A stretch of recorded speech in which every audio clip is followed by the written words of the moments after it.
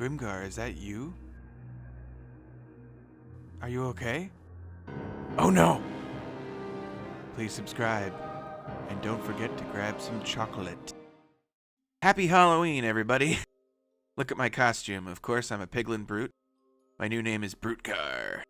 Yeah, so that's what we're doing for this Halloween weekend episode. Yay! We're going to take a look at the monastery today, and we're also going to take a look at what I'm building for the Halloween district. And we might also do a little bit of work on the auto-equipping area. I know I promised that last time. I did not finish it, but this time I may finish it if I actually get around to figuring out what it's going to look like down there. Kind of stalled out on it. That happens sometimes though, right? You know, it's Minecraft. We can't always have fun every single time we play because sometimes we don't feel inspired. Anyway, as you can see, there's a lot of cool, weird stuff going on in here. It's got kind of a Mardi Gras vibe. I'm not really sure why I went with those colors, but that's okay. It's still cool to me. Those are the monks' rooms behind me. Of course, Piglin Monastery would have to have space for the monks to live in. And that's kind of what's going on. We'll take a look at it all in a minute here, and then we'll move on to other things. I also wanted to say a special thank you to all of the people who have been watching and all of the subscribers I've gotten so far. It's been a fun journey since I started this in June, and I am looking forward to many, many more months of awesome content and fun community interaction. Alright, so every proper temple needs artifacts. So what I've done is I've put these little mini blocks out to kind of represent what the piglins might revere as something special to them. They're probably fans of lodestones because if they're traveling across dimensions and across time in this lore, you know, they revere the lodestone. Similarly, they are very connected and tied to the Gilded Blackstone. They see this as part of their religious culture, their material culture as well. It's what drives their interest in living. The only thing that piglins really live for is gold, so we really need to reflect that in everything we do in this monastery. The cool thing that Raine mentioned was that we could play with the lore a little bit more than we had before. I was thinking, how could a piglin survive on the overworld? Well, maybe one day they could survive in the overworld, but imagine a great war between the pillagers and the piglins. Of course, the pillagers and the villagers that live here have something to say about an invading race of humanoid piglins. Now, my thinking, and Gil's thinking, was that maybe the evokers or some sort of other magical force within the pillager community was able to put a curse upon the piglins that would turn them into zombified piglins when they came to the surface. And yeah, this is the head of an evoker because there was probably at one time a great war between the piglins and the pillagers and illagers. So this is one of its remnants, a petrified head from the war. One thing that's cool about my texture pack and cruel about other texture packs is that these two seemingly innocuous blackstone slabs put together create this really cool gilded looking block. And of course, I think that at some point the piglin species was probably bedecked in netherite, so I imagine that they would also revere ancient debris, even though they don't really mine it anymore, because piglin civilization has fallen into savage brutery. Of course, the most important artifact of all in the temple is the portal of the Gilded Snout. So the piglins believed that their god, the Gilded One, would emerge one day from this portal, but they didn't know that this was actually not going to come to pass in their time. Or maybe their religion was bunk, like a lot of ancient mythologies. I don't want to offend any pagans, but most people don't believe in Greek mythology anymore. And yeah, the piglins are probably gone mad from the collapse of their society to ruin. Well, I think it's a pretty thorough tour of the temple for now, at least what I have in here so far. I do think I'm going to fix that portal, the top of it. It does look a little weird with two golden blocks up there. I don't know what I was doing. But anyway, I'm just now realizing that these are my last 4 pieces of steak and mutton. And apparently Raine has been working on, as you can see in the chat right now, working on some golden carrots and a food system that will reduce the number of animal farms on the server to reduce lag, but also giving the community free food. So our server is, at least in terms of the food system, is pretty communist, I think. Well, that's good because, you know, I don't have any farms and I've never really had a farm on this server for food, so this will be helpful for me. Before I went to the shopping district to check out the food situation, I decided to stop by the Halloween district to do some surveying, and I can tell you that this is a very difficult situation to work with. I don't think I'm going to be building a roller coaster. Instead, though, I was thinking that over here on this hill, this hill, I could maybe put a Hansel and Gretel style witch's hut. So I think that's what I'll do. But as I said before, I need to go to the shopping district first and get some food. Some free food. I'm probably just going to take some fish for now. And we'll just have to subsist on that, even though it doesn't give the same saturation. But as you can see, he's been making golden carrots with help of others on the server. We're gonna have a donation for food because it still costs some money and labor to cart it here. You can see that I can get some baked goods for my Hansel and Gretel house. That'll make it look really enticing to little German boys and girls. I just realized that it's Grimm's fairy tales. So I just wanted to go over my thinking on the block palette here. So the Crimson Hyphae, I think, look great as red vines. We're going to make a candy house, you know, a Hansel and Gretel. No, I should say a witch's house to attract Hansel and Gretel that are looking for sweets in the woods. This will look like red vines. I think we'll use this for the floor. And I thought that these quartz bricks look pretty good. They could be for, you know, like the walls, but like maybe the walls are made out of like sugar bricks. We might mix and match a little bit with white concrete powder just to give it a little bit different texture. But that's what we're going to do with that. This dark oak, of course, always looks like chocolate bars, and I very much want that to be part of the trim on the outside of the house. You know, looks like the kids can just come up and take chocolate. And I think spruce wood is going to be in handy. A little bit of an equalizing color, a little bit lighter, and it kind of looks like a graham cracker, doesn't it? So I guess right now there's going to be a short montage of me gathering Crimson Hyphae, and then after that I will start to clear the land and make the Hansel and Gretel house that we want for this episode. And we're gonna throw some little redstone accoutrement in there and try to make it a little bit funky, you know, have a little bit of hidden fun callbacks, you could say, to Hansel and Gretel's fairy tale, the actual fairy tale.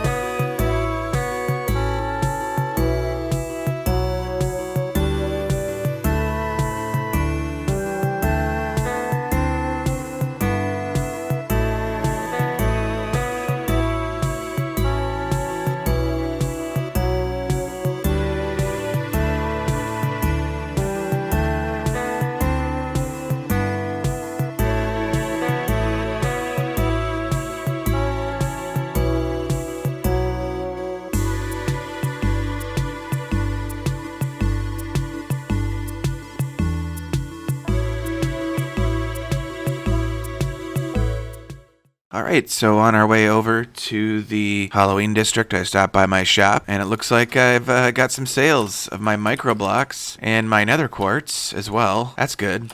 And it looks like netherite sales have finally slowed down a little bit. I mean, not that I want them to slow down, but it's a precious resource on this server to have netherite in such availability, and, well, If you were on my Discord with me, you'd see how many netherite bars that some people have been buying. A couple of people have entire shulkers full of netherite tools now, so I'm pretty proud of that accomplishment that I've gotten the server to this point. But mining debris is a little bit tedious these days, especially with school. I came to the shopping district to check on my shop and then go to the Halloween district, which is very nearby. And then I realized that I forgot to bring any kind of like dirt or grass. And right now I'm realizing that I just ate a pork chop and I'm a piglin. So, wait a minute. Oh, yeah, they eat pork chops. Yeah, because hoglins are different. Okay, everything's good. Alright, but I still need to go home really quick and grab some of that dirt. Well, I grabbed the dirt, and now here I am, taking down all of the trees. I really love the new hoe. The fact that you can use Fortune 3 and tear down a bunch at once.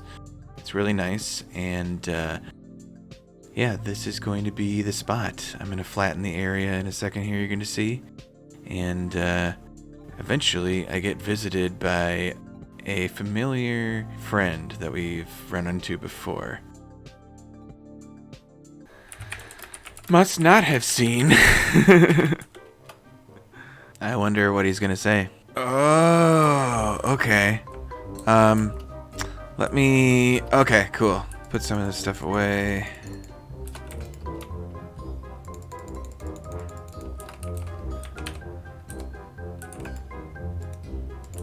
Ooh, instant damage. Okay, payment for me dying. Okay, cool.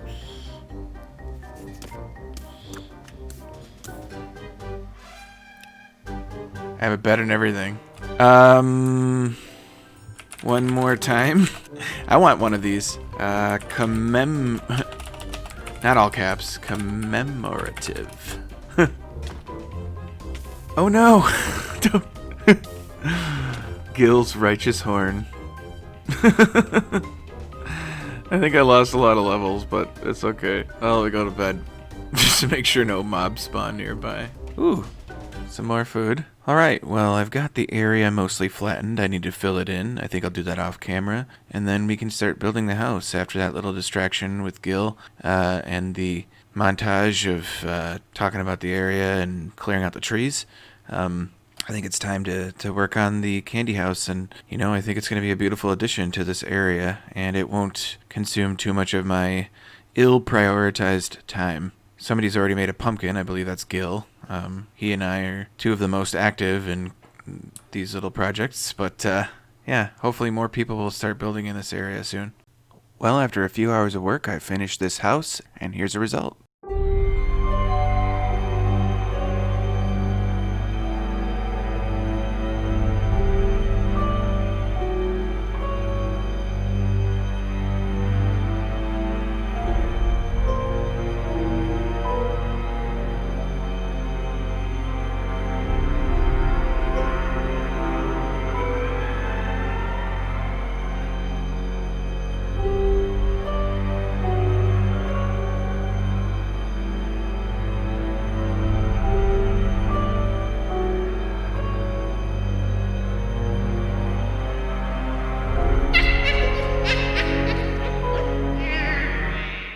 Alright, so clearly we have a lot going on in this area. This is the Hansel and Gretel house, like I said. You just saw in the video that those two didn't really fare too well in our version of the fairy tale. But yeah, they got into this house that's just full of honey, and as you can see, full of sweets, and there's open windows, and the cakes are out on the sills, and... or the, you know, the tables, whatever. Tables are made of chocolate. Everything is made of candy, and even the floor seems to be alive with twisting licorice vibes. The only thing, though, is that I'm pretty hungry, and I'm a little suspicious of this half-eaten cake here with a comparator behind it. I kind of want to test my luck with that. Of course, this is really just a front operation, so this little bedroom is nothing more than for show. I mean, the witch didn't really stay here, probably. Probably stayed inside of a pocket dimension filled with honey. That's why honey is coming out of the ceiling and just kind of like magically everywhere. Well, well, well, it appears the pillagers are here to make war with the piglins again. This cannot stand.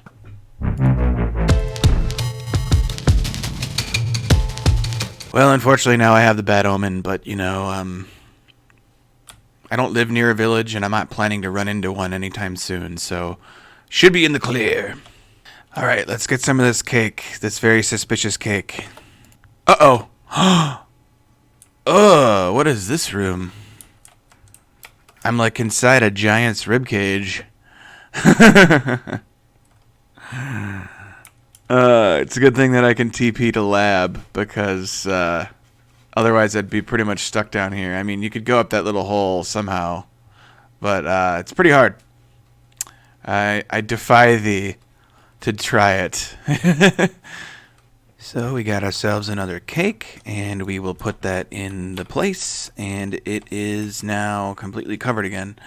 The only problem with this is that it's very simple, and that everyone is going to be suspicious of it immediately. I couldn't really figure out any other way to hide it, but, you know, I'm kind of proud of myself because it's the first time I've ever kind of made my own redstone little contraption, and I know it's completely based on the simplest mechanic, but I love that cakes send a signal.